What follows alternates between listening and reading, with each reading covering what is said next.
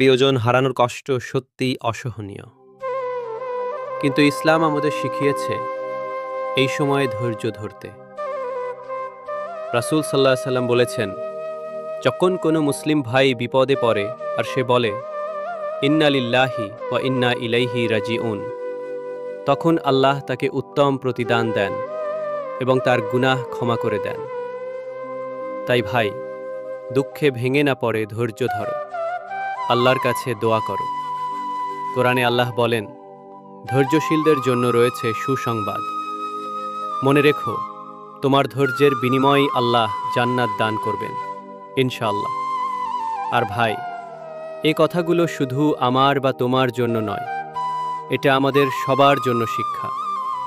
তাই এই ভিডিওটা শেয়ার করে অন্য ভাইদের কাছেও পৌঁছে দাও, যাতে তারাও শান্তি ও সান্ত্বনা পায়।